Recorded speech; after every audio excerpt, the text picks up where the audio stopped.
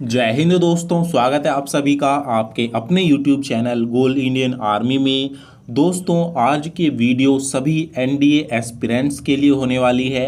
अगर आप भी चाहते हैं कि आप एनडीए के द्वारा इंडियन आर्मी, एयरफोर्स या फिर नेवी को ज्वाइन करके अपने देश की सेवा करने का मौका पाएं, तो यहाँ पर आज की वीडियो आपके लिए सबसे ज़्यादा हेल्प करने वाली है। क्योंकि यहाँ पर दोस्तों मैं आपको बताऊंगा कि एनडीए क्या है, 10th के बाद आप इसको कैसे ज्वाइन कर सकते हैं, इसके लिए आपका क्या क्वालिफिकेशन होना चाहिए, क्या योग्यता होनी चाहिए और आपके पास कौन कौन से सब्जेक्ट होने चाहिए आपकी क्लास में। इसके साथ ही आपके उस सब्जेक्ट में टोटल उस क्लास में कितने % नंबर होने चाहिए एनडीए का फॉर्म भरने के लिए। और इसके बाद मैं आपको बताऊंगा कि आपके इसमें हाइट कितनी होनी चाहिए। महिला और पुरुष दोनों की हाइट यहाँ पर मैं आपको बताऊंगा कि महिलाओं की कितनी होनी चाहिए और पुरुषों की कितनी होनी चाहिए। और यहाँ पर दोस्तों उसके बाद मैं आपको बताऊंगा कि यहाँ पर इसमें आपकी एज लिमिट कितनी होनी चाहिए, किस एज से किस एज के बच्चे इसका फॉर्म भर सकते हैं। और उसके बाद मैं आपको इसका सिलेक्शन प्रोसेस बताऊंगा, इसके सिलेक्शन प्रोसेस में क्या क्या होता है, कैसे कैसे आपका यहाँ पर पूरा प्रोसेस चलता है, सबसे पहले क्या होता है, उसके बाद आपको किस चीज़ के लिए बुलाया जाता है। दोस्तों उसके बाद मैं आपको बताऊंगा इसका एग्ज़ाम सिलेबस, इसके एग्ज़ाम में क्या सिलेबस आता है, कौन कौन से सब्जेक्ट से कितने क्वेश्चन आपके पूछे जाते हैं, इन सभी के बारे में भी मैं आपको बताऊंगा। इसके बाद मैं आपको बताऊंगा इंटरव्यू के बारे में, इसका एनडीए का इंटरव्यू कैसे होता है, टोटल इंटरव्यू में क्या क्या आपसे पूछा जाता है, कितने नंबर का इंटरव्यू आपका लिया जाता है। तो साथियों इस तरीके से आपका आज की ये वीडियो रहने वाली है। तो इसीलिए अगर आप एनडीए को ज्वाइन करना चाहते हैं, एनडीए में जाना चाहते हैं, तो ये इन्फॉर्मेशन आपको पता होनी चाहिए। तो चलिए साथियों बिना टाइम वेस्ट किए वीडियो को स्टार्ट करते हैं। दोस्तों यहाँ पर मैं वीडियो स्टार्ट करने से पहले आप सभी को बता दूं कि अगर आप एनडीए से जुड़ी छोटी से छोटी जानकारी जानना चाहते हैं तो आप मेरे इस चैनल को सब्सक्राइब कर लेना, क्योंकि यहाँ पर मैं आपको सबसे सही और सटीक जानकारी सबसे पहले प्रोवाइड करवाता हूँ। तो चलिए साथियों बिना टाइम वेस्ट किए आते हैं अपना सीधे पॉइंट पर। तो दोस्तों सबसे पहले क्वेश्चन की बात करते हैं, एनडीए क्या है। तो यहाँ पर मैं आप सभी को बता दूं कि एनडीए का जो पूरा नाम है वो है नेशनल डिफेंस एकेडमी। इसके द्वारा आप इंडियन आर्मी, एयरफोर्स या फिर नेवी में डायरेक्ट ऑफिसर की पोस्ट पर ज्वाइन होकर ऑफिसर की रैंक की पोस्ट आपको यहाँ पर दी जाती है। तो एनडीए के द्वारा, एनडीए एक ट्रेनिंग सेंटर है, एनडीए के द्वारा जो है आपको ट्रेनिंग करवाई जाती है आर्मी, एयरफोर्स या नेवी में जाने के लिए। तो ये एक यहाँ पर मैंने आपको बताया है कि एनडीए क्या है। उसके बाद दोस्तों अब चलते हैं अपने सेकंड नंबर के क्वेश्चन पर कि 10th के बाद कैसे ज्वाइन करें। तो दोस्तों यहाँ पर मैं आप सभी को बता दूं कि 10th के तुरंत बाद आप एनडीए को ज्वाइन नहीं कर सकते। 10th पास करने के बाद आपको पहले 11th क्लास को पास करना होगा, तभी आप इसका फॉर्म फिल कर सकते हैं। डायरेक्ट 10th क्लास करने के बाद आप इसके फॉर्म को नहीं भर सकते, पहले आपको 11th क्लास पास करनी होगी, उसके बाद ही आप इसका फॉर्म भर सकते हैं 12th में आने पर। ये चीज़ आपको पता होनी चाहिए। तो यहाँ पर दोस्तों मैंने आपको बता दिया, ये डाउट भी आपका क्लियर कर दिया कि 10th के बाद कैसे ज्वाइन कर सकते हैं। उसके बाद दोस्तों बात करते हैं क्वालिफ़िकेशन की, इसका फॉर्म भरने के लिए कौन सी क्लास पास होना ज़रूरी है। तो यहाँ पर मैंने जैसा कि आप सभी को बताया कि 11th पास होना चाहिए। 11th पास करने के बाद जैसे ही आप 12th क्लास में आते हैं, 12th अपीयर्स या फिर 12th पास करने के बाद आप इसके फॉर्म को भर सकते हैं।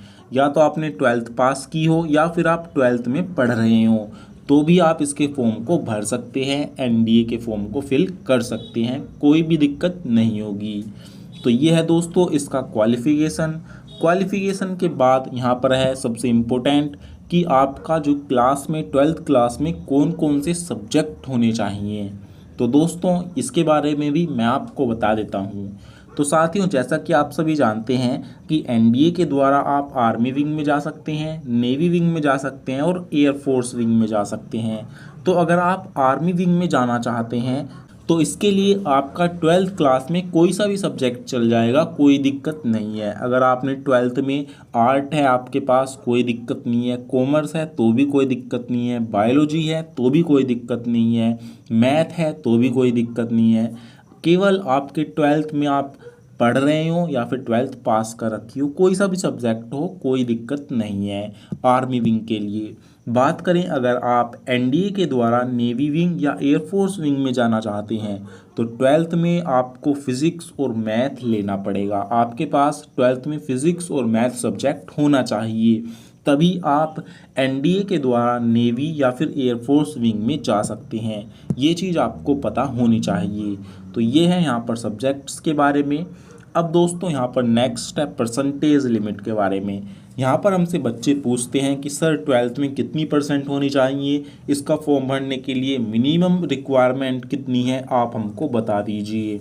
तो इसके बारे में भी आज मैं आपको बता रहा हूँ। तो यहाँ पर मैंने आपको बताया है दोस्तों, और मैं आपको बता देता हूँ ओनली 10th पास, केवल आप पास, सॉरी 10th नहीं, ओनली पास, ओनली अगर आप पास हैं 12th क्लास में या फिर आप 12th क्लास में पढ़ रहे हैं तो भी आप इसके फॉर्म को भर सकते हैं, कोई दिक्कत नहीं है। लेकिन दोस्तों ज्वाइनिंग के टाइम तक आपको यहाँ पर जो है आपकी 12th की पासिंग मार्क्स की मार्कशीट आपको दिखानी होती है, इस चीज़ का भी आपको पता होना चाहिए। तो ओनली पास होने चाहिए, कोई भी परसेंटेज लिमिट यहाँ पर नहीं है, तो इस चीज़ का भी आपको पता होना चाहिए। अगर आप पास हैं तो कोई दिक्कत नहीं है, आप इसके फॉर्म को भर सकते हैं। दोस्तों अब नेक्स्ट चलते हैं मैरिटल स्टेटस की तरफ। यहाँ पर दोस्तों कौन कौन इसके फॉर्म को भर सकता है, तो मैरिड कैंडिडेट इसके लिए नहीं भर सकते, ओनली अनमैरिड कैंडिडेट ही इसके फॉर्म को भर सकते हैं। शादीशुदा लोग इसके फॉर्म को नहीं भर सकते हैं, केवल वही भर सकते हैं जिनकी शादी नहीं हुई है। यह है दोस्तों मैरिटल स्टेटस के बारे में मैंने आपको बता दिया। अब दोस्तों यहाँ पर है नेक्स्ट जेंडर, कौन कौन इसके लिए अप्लाई कर सकता है। क्या मेल के साथ फीमेल भी अप्लाई कर सकती हैं, तो जी हाँ बिल्कुल कर सकती हैं। महिलाएं भी इसके फॉर्म को भर सकती हैं, मेल और फीमेल दोनों कैंडिडेट इसके फॉर्म को भर सकते हैं। तो मेल और फीमेल दोनों के लिए एनडीए की वैकेंसी है, दोनों को पूरा पूरा मौका दिया जाता है। तो इस चीज़ का भी आपको ध्यान रखना है, सभी महिलाएं इसके फॉर्म को आसानी से भर सकती हैं, कोई दिक्कत आपको नहीं होगी। दोस्तों इसके बारे में भी मैंने आपको बता दिया। अब यहाँ पर सबसे इम्पोर्टेंट है दोस्तों हाइट, आपकी हाइट कितनी होनी चाहिए, मेल और फीमेल दोनों की यहाँ पर मैंने आपको बताई है। तो अगर आप एनडीए के द्वारा आर्मी विंग में जाना चाहते हैं तो मेल कैंडिडेट की मिनिमम हाइट 157 सेंटीमीटर होनी चाहिए और यहाँ पर फीमेल की 152 सेंटीमीटर।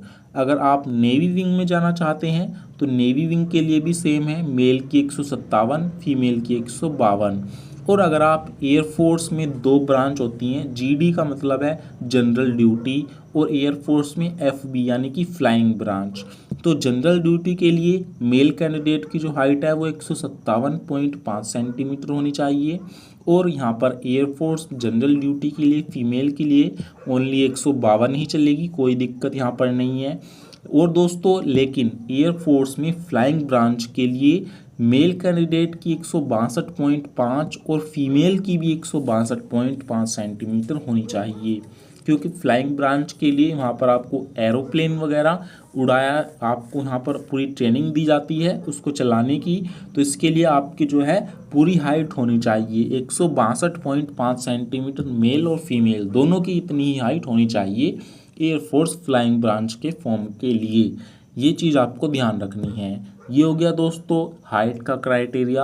अब दोस्तों इम्पोर्टेंट है एज लिमिट।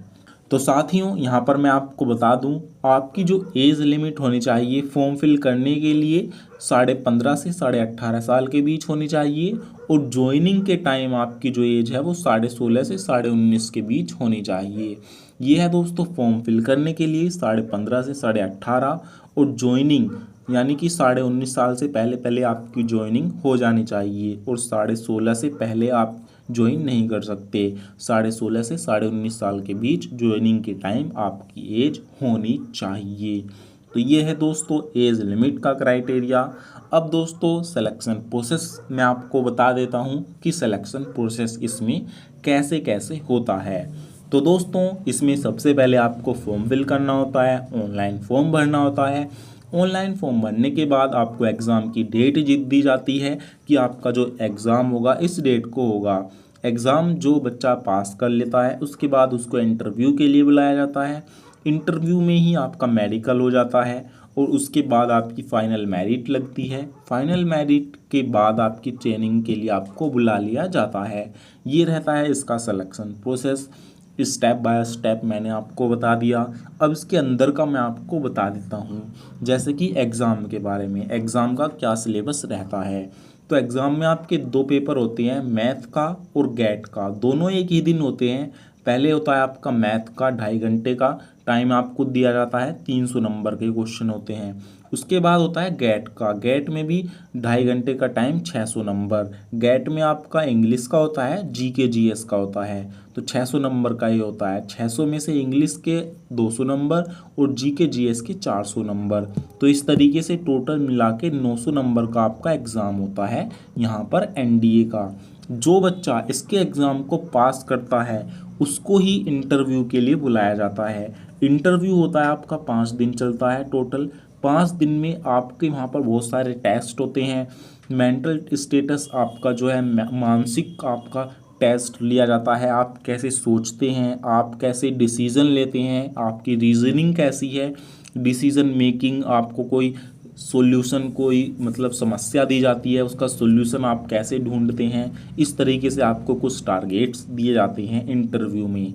उसमें ही आपका मेडिकल टेस्ट हो जाता है, फुल बॉडी का चेकअप किया जाता है। उसी में ही आपका फिजिकल टेस्ट भी हो जाता है। फिजिकल में आपकी हाइट वगैरह ही मापी जाती है, ज़्यादा कुछ नहीं होता है।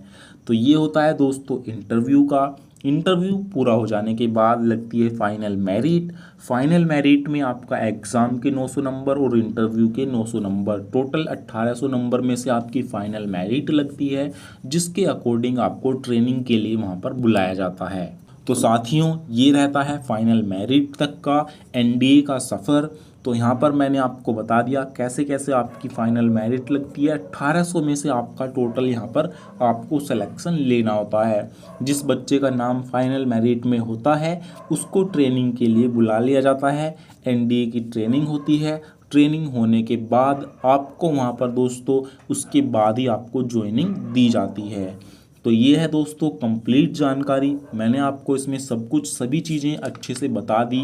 इसमें आपकी height, age, syllabus, interview, final merit और इसके साथ ही आपका जेंडर, परसेंटेज और subject qualification, A to Z जानकारी मैंने आपको एक ही वीडियो में दे दी। लेकिन इसके बावजूद, इसके अलावा कोई भी आपका सवाल या डाउट रह गया है तो आप हमसे कमेंट में पूछ सकते हैं। हम आपका रिप्लाई देने की पूरी कोशिश करेंगे।